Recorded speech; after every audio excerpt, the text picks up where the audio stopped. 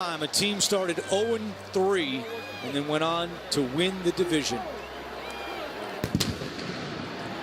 Take a look at the playoff picture. The New England game not final yet, but they're up big on the Jets. Will give them the win at 11-5. Houston now division champs, 11-5. They can no longer get the 1 seed, but there is still a chance later today. The Texans, if the Chiefs and Chargers lose and Houston wins the strength of victory tiebreaker against Kansas City, could get the number 2 seed. But in all likelihood, you're looking at next week, Texans as the 3 seed against the wild card winner between the Colts and Titans. That's coming up tonight. Final score, Houston 20, Jacksonville 3. For James Lofton and Jay Feely, this is Andrew Catalan saying so long from Houston. The Texans are division champions, an 11-5 record. As we send it to James Brown in New York for the NFL Today update delivered by Pizza Hut. Andrew, we take it to the contest between the Jets and the Patriots with 109 and counting left. Patriots are en route to securing a first-round bye with the shot still at home field throughout. Let's join the announcers at that one.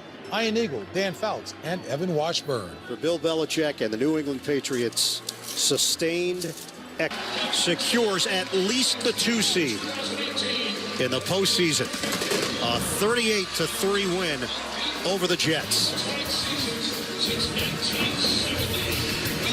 Here's the update. New England at 11-5. Houston got the win to finish at 11-5. Patriots win the tiebreak with a victory over the Texans. Baltimore trying to lock down the AFC North, and the number 1 seed is still up in the air with Kansas City and the Chargers playing in the second half of our NFL on CBS doubleheader. Stay tuned for Game 2 here on CBS.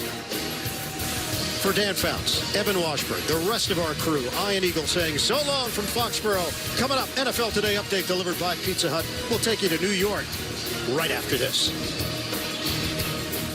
Buffalo, the clouds have parted a bit just in time for the fans here to enjoy their moment with Kyle Williams. It's a final in Orchard Park. Buffalo, their best offensive effort of the season. They beat Miami 42-17 for Steve Berline. I'm Beth Mowens.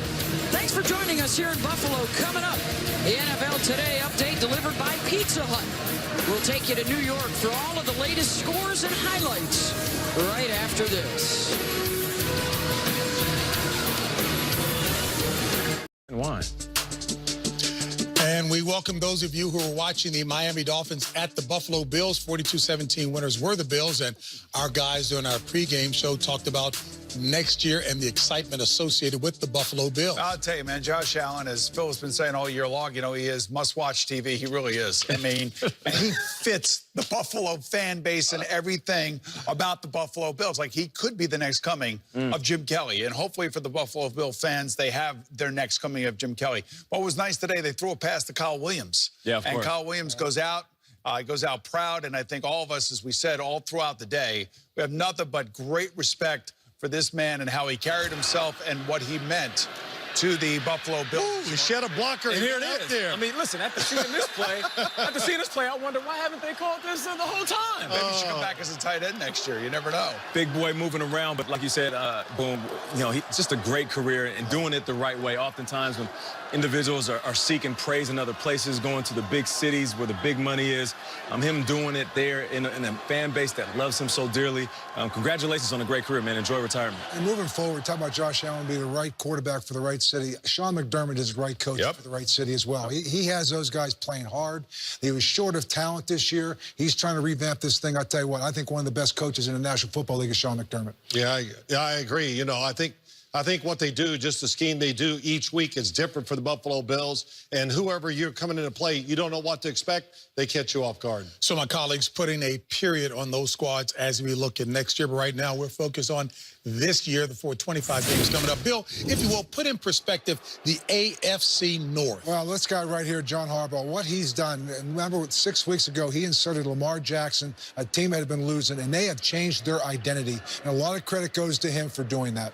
Well, you know, and you got to give Lamar Jackson a lot of credit too. Confidence, you know, just hearing and listening to the team talk about him. John Harbaugh, his confidence. The teammates love him. He's really they rallied around him. And I did notice the last couple weeks that he is getting better throwing the football as you go along. That's what you expect, and I expect him to have a good day throwing the football today against the Cleveland Browns. How about the ageless wonder, Terrell Suggs? Yeah. I mean, and you don't think this game isn't a game made for him? He's going to be running around all over the place after one of these rookie quarterbacks, Baker Mayfield, today.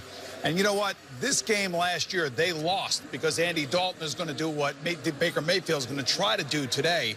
I don't think that happens. I think this defense is going to stand up to the rookie quarterback, and they're going to welcome him to the NFL their style. If this was a movie, there'd be no better young fella scripted to play the villain today for Baltimore than Baker Mayfield. He embodies everything that it means to go out there and damper somebody's party. And talking about embodying a team, there's Ben Roethlisberger who's trying to take his team on his shoulders. He will not have Antonio Brown today, but he will have James Conner. And again, they will be looking at the scoreboard. And if they don't look at it, if it's off of the Heinz Field screen, they will be aware of what's taking place in Baltimore. Well, there's James Conner, and hopefully they'll give him the football, spread it out today, throw it, run it. And, you know, if they don't make the playoffs, this will be, I think, one of the best rosters I've seen in the last 15 or 20 years not to make the playoffs. You know so many good players on each side of the ball. You know what, Phil? It's criminal that they don't make the playoffs. There's expectations in Pittsburgh. When you have a Hall of Fame quarterback, a Hall of Fame wide receiver, and a guy like Juju Smith-Schuster, come on, man. Mike Tomlin's got to do a better job. This is a Super Bowl caliber team. No kidding. And they're going to be out of the play. I believe they'll be out of the playoffs because Baltimore will beat the Cleveland Browns. And when you think about what Mike Tomlin has done, all of the winning seasons since he's been there, still at this point in his career, the seat is starting to heat up because of the expectations. When you think about the Pittsburgh Steelers, you think about championships, not just good teams. You know, getting into the playoffs or barely getting into the playoffs. He's going to have to turn some things around in order for people to kind of validate Mike Tomlin being the head coach moving forward. I mean, you think about championships. I sat there just now recently. We had breaking news because we had a pick segment that came down to one game today between Atlanta Falcons and the Tampa Bay Bucks. I won that game. Oh. So I won the pick segment. So I just want everyone to know it was a walk-off field goal by Bryant.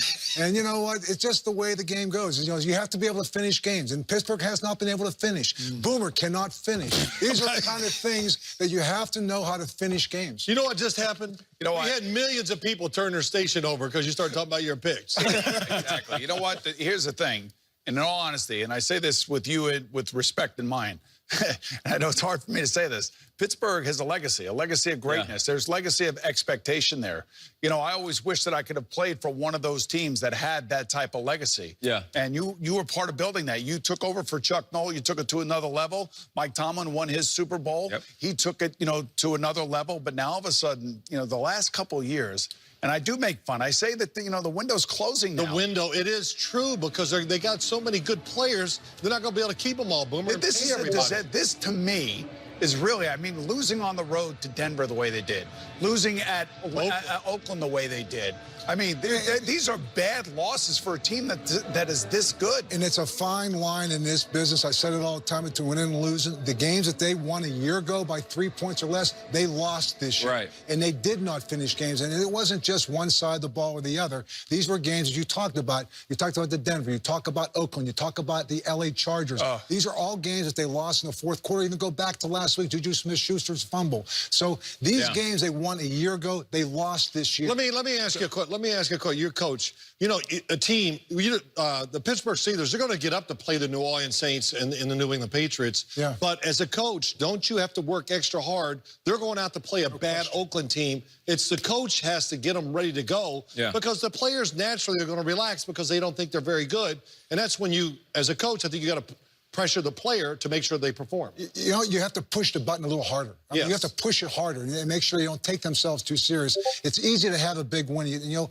you always talk about handling adversity. Well, adversity reveals character. When you're winning, you have to be able to sustain a level because sometimes handling success is harder than handling adversity because you're having to monitor all the accolades that are being thrown around, keep them grounded, and make sure they don't take themselves too serious. And that's what makes the Patriots that much more impressive when you think about what they've done for over 19 years now. Yeah, being able to recalibrate and get right. But when it comes to the Steelers, though, there's a difference between pressing the button in order to motivate your men and pressing too hard. And I feel like everybody, Big Ben had moments this year where he made some decisions. You would have thought he was a rookie out there. Juju Smith-Schuster trying to fight for extra yards. He fumbles the ball. Antonio Brown in moments not being the guy that we thought he was supposed to be. And then going to the sideline, you know. I think they were too comfortable. They felt they could turn it on at times. I could just turn it on when I needed to turn it on. They got too comfortable and they got complacent. That's why I said that's the worst thing that can happen when you have success. So while we've had the spotlight on the Pittsburgh Steelers, and properly so, certainly a coach, I think, who's pushed the right buttons in season,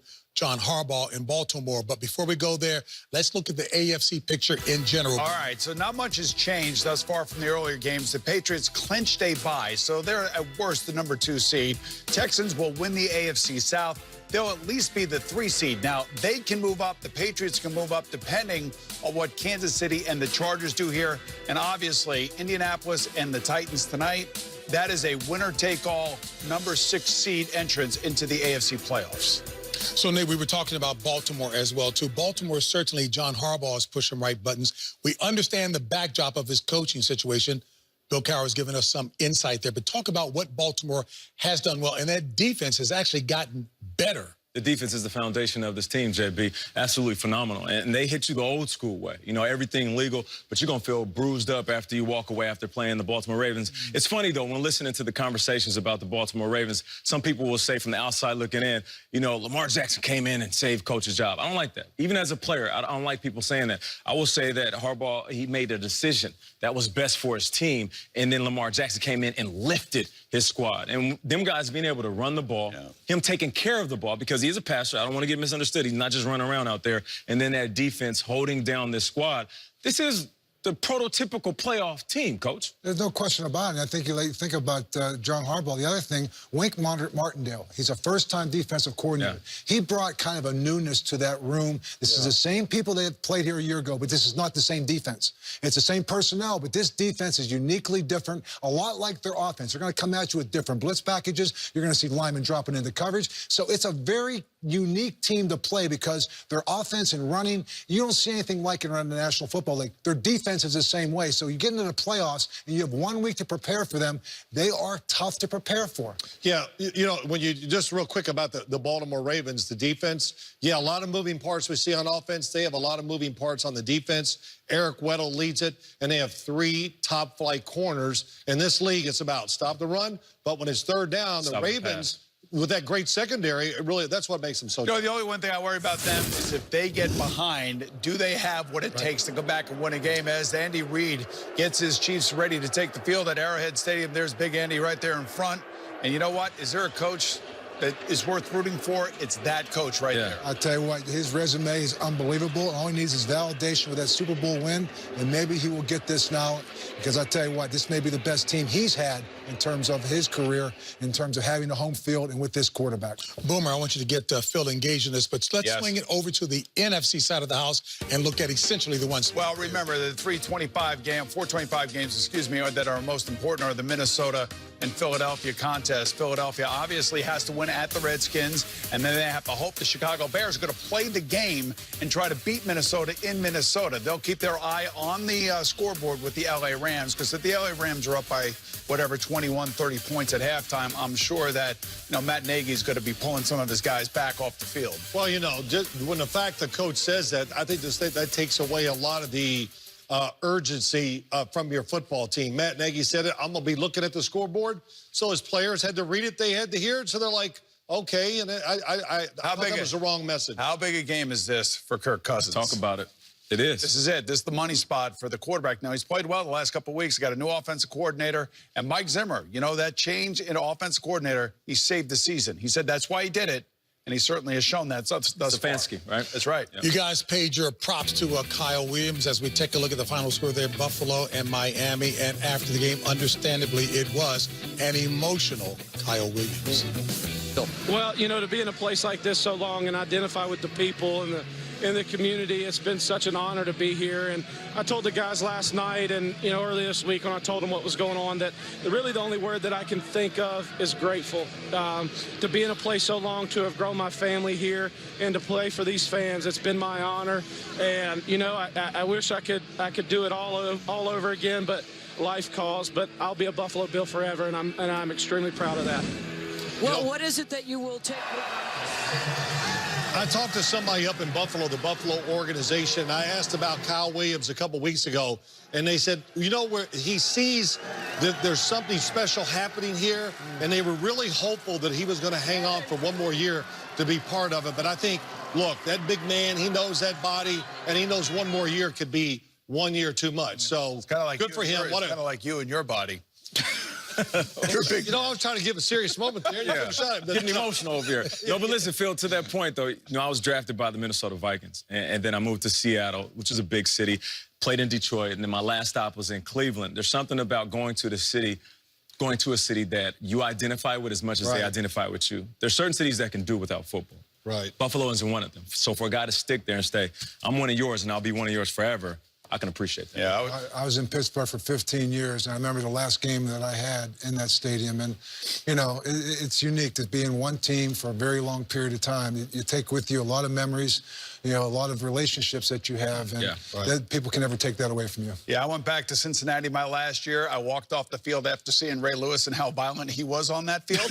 I said, I don't want to play against that guy anymore. Put a suit on there. Phil Simms trying to tackle Reggie White. Hey, folks, thank you for joining us. We're going to enjoy the late games with you right here on CBS. CBS Sports thanks you for watching this presentation of the National Football League.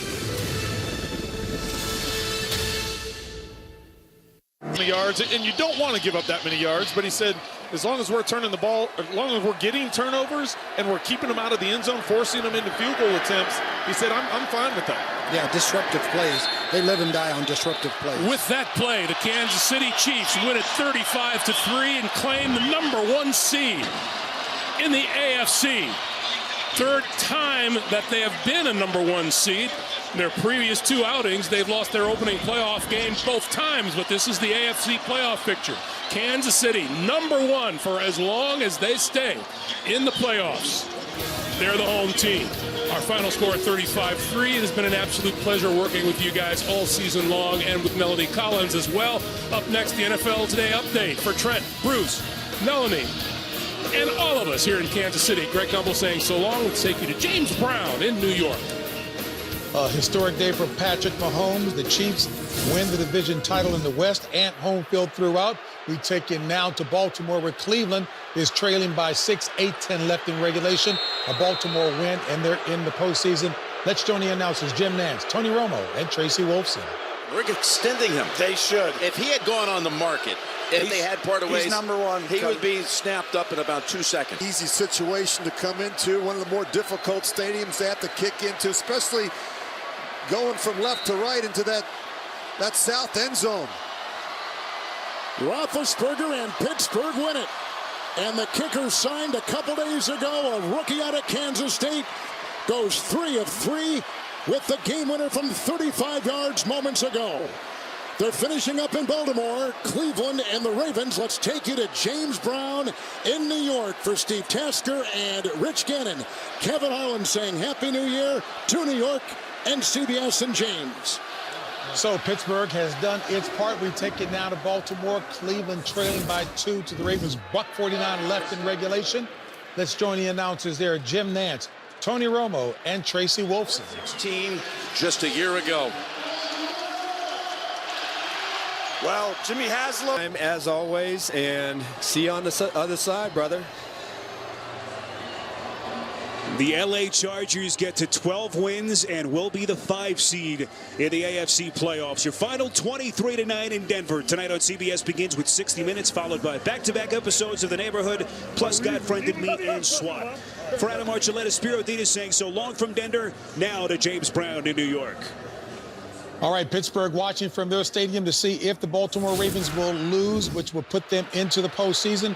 Ravens on top by 2, $1:40 left. Cleveland with the ball. Let's join our announcer, Jim Nance. Kind of kick up, but we were not positive. That's a 19-yard gain. What point did he have possession, and where's the right foot at that time? Go 6-1 over their last 7 games. And who's the team you don't want to run into? You've been saying it's this team for weeks. It's just very difficult to go win a game at the end without something incredible happening, and it's very difficult to handle their run scheme. John Harbaugh He brought this team back. Deserves a lot of credit. They were left for dead 7 weeks ago, weren't they? Yes, they were. And they close out, again, 6-1. They're in the playoffs for the first time since 2014. They take the North, the AFC North, for the first time since 2012. I mean, a nail-biter down to a minute to go. And C.J. Mosley. As you see the two rookies meet. Their first head-to-head matchup, if you will, because it was Flacco in their first meeting this year. A many to come.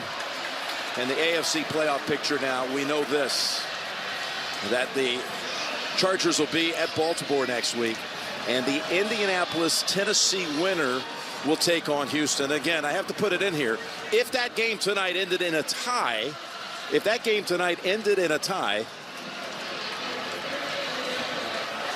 the Steelers would be able to get in that way. So there is still a 0-0. There's 0.04% chance that could happen. Tracy, down to you.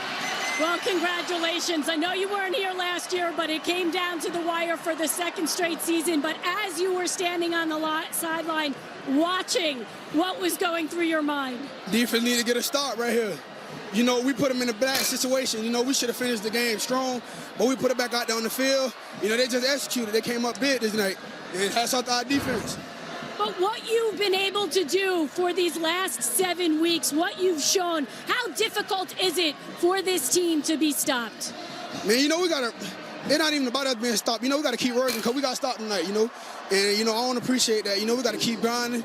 We're going to work on Tuesday or Wednesday whenever we practice, and we got to get better. How does it sound in your rookie year to be able to go to the playoffs? You're going to have a rematch now with the Chargers. Your thought on that one? We got to prepare strong. You know, that's a good team. Like I said before, that's the fastest defense we done played. We just got to execute. Well, thanks a lot. We'll see you in the playoffs. Yes, sir. By the way, if you're wondering, Joseph's longest field goal of the season was 51. His longest in college was 54. If they would have attempted field goal, it would have been 57. I don't think you could. Not in this environment, this cold. There you see tonight on CBS begins with 60 Minutes, followed by back-to-back episodes of The Neighborhood, plus God Friended Me and SWAT. Tonight only CBS. Well, it came down to this. Mayfield with Mosley, who's such a leader, such a smart defender. Reading that one. What a play. Quarterbacks don't think guys dropping out or playing coverage. He did and saved their season. The Ravens are in the postseason, beating Cleveland 26-24. For Tony, Tracy, and all the crew, Jim Nance saying so long from Baltimore. You've been watching the NFL on CBS, the home of Super Bowl 53. CBS Sports presents the Geico Play of the Day. In Green Bay, 12-year veteran place kicker Matt Prater sets up for the field goal, but the look is lying. He takes the snap, catches Josh Jackson off guard, finds tight end Levine Toilolo for the fake field goal. That resulted in an 8-yard touchdown. Prater, who usually scores 1 or 3 points at a time, is happy to get 6 on this trick play. Geico. 15 minutes could save you 15% or more on car insurance.